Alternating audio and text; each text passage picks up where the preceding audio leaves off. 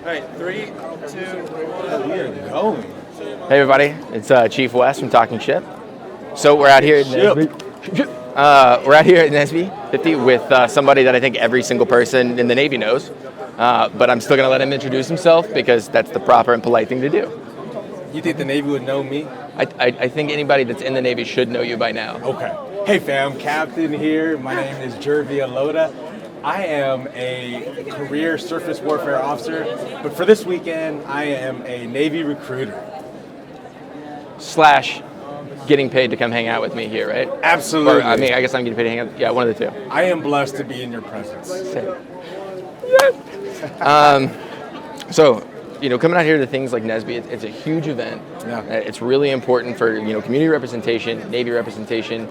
What value do you see in the Navy coming out here and putting up a booth like we have, and people like yourself coming out and walking around and doing, media and interacting with the crowd? Yeah.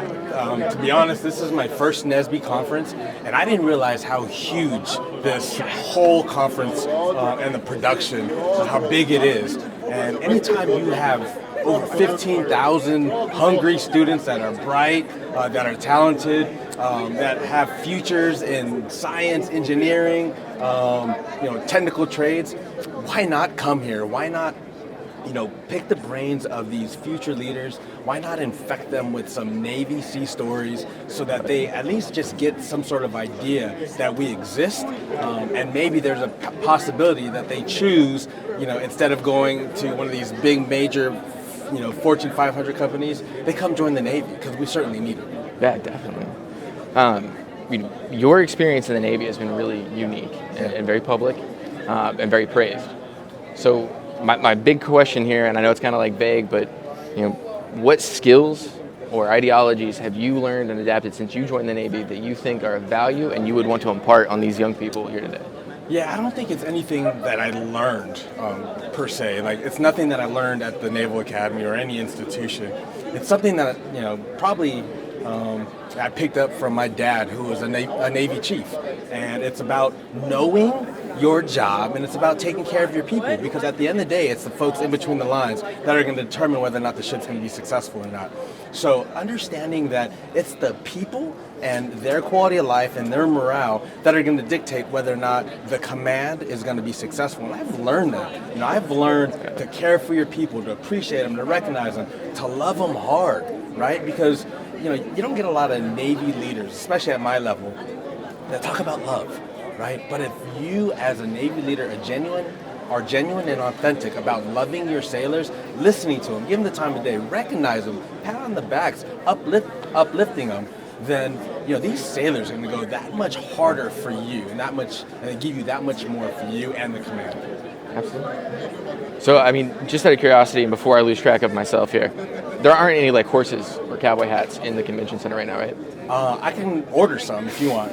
All I got to do is empower. I guarantee if I get Chief P to come and say, Chief P, give me a horse will be coming. Yeah, she would too. She actually would. Yeah. You have done a lot of good in the Navy. You have inspired a lot of people. And there are a lot of people taking leadership notes from you. Just 100%, that's what it is. So I guess my question is, could you condense some of that advice and wisdom into a soundbite specifically directed at people who are not necessarily in the Navy yet, but would like to be leaders in the Navy one day? Yeah. On how to maybe start that journey? So I think first and foremost, leaders need to be themselves, right? If you are real, then you start to earn a little bit of cred. When you start to be somebody that you're not, they're not going to listen to you, right? These sailors today are smart. This generation is smart. So when they see someone in front of them that's not real, then they're not going to follow you. It's not going to be something that is going to inspire young folks to do something above themselves because they don't believe in the leaders. So you have to be you. Then you, at the end of the day, you just have to take care of them. You just got to love them and appreciate them, just like I said. And part of loving them and leading them where they want to follow is you got to empower them. Like, our sailors today are so smart and so bright, and they are talented. They have this skill set that not a lot of people know. Right? Yeah. And there's a lot of leaders that try to get in their way and clip their wings. Leaders, get out of the way. don't clip their wings. Let them do the job that they're trained to do. They're smart, they're brilliant, they're talented.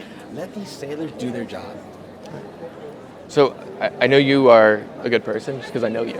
It takes about 30 seconds after meeting you to figure that out. Well, thank you. You know, outside of the Navy, you know, what good do you want to see in the world, and what are you doing to make that happen?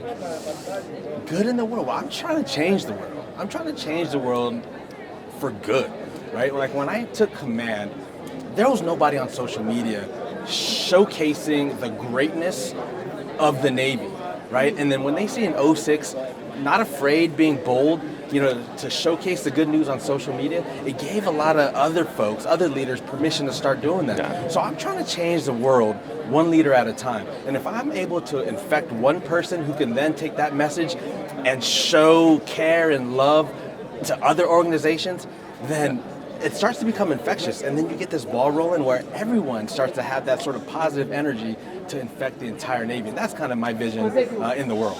Is to infect the world, but with goodness. With positive energy. Yeah. Okay, cool. You know, from my observance so far in the Navy, you know, people always talk good leader, bad leader. Well, you know, bad leader, you know, has 2 sticks and no carrots, and a good one has both. Like, but from what I've seen, a good leader isn't afraid to take risks and backs their people up when those work out and backs them up when they don't work out. And the people that I've seen that have been bad leaders are the ones who are so afraid of their own shadow that they won't move, and then everybody suffers. So, you know, hearing somebody, you know, as big a name in the Navy as you say things that validate that for me is amazing. So thank you. Well, I appreciate that. And I think at the end of the day, we are a professional organization where we must win, right? So that's first and foremost. People confuse my joy and love and laughter and fun for someone that doesn't get the job done, because that's not what it is. I'm about results first. I'm about winning, because when you have an organization that wins, that takes care of business, that completes all tasks, then no one's going to get on you for having a little bit of fun, right? So first and foremost, you have to win. You have to have a winning mentality, because in our profession, if you don't win, people die. That can't happen. So you got to have a winning attitude, and when they win, celebrate hard, party like pirates, high five, love, embrace, celebrate the small wins, because you know what? There are a lot of freaking sailors that are doing a lot of good in this world, in this organization, that don't get recognized for all the goodness that they're doing. So when you get these small victories, man, celebrate them hard. Yeah, absolutely. I mean, do you have anything else that you would want to throw out there as general guidance? Or no, just, you know, as I always say, win every day, be great. And being great is having a vision, knowing where you want to go in life. Your point A is who you are, where you are. Your point B is who you want to be, where you want to go. You got to have that in your mind every day when you wake up, thinking, how are you going to get closer to your point B? And by being great, you got to have goals. You got to be relentless in achieving those goals. You got to be excellent in everything you do. You got to have a great positive attitude, and it's all about teamwork. It's not about me. It's not about you. It's about the team as a whole. And if you understand that, that's winning every day. That's being great, and that's what's going to make you successful in life. Awesome. Thank you, brother. Appreciate you. All right. Woo!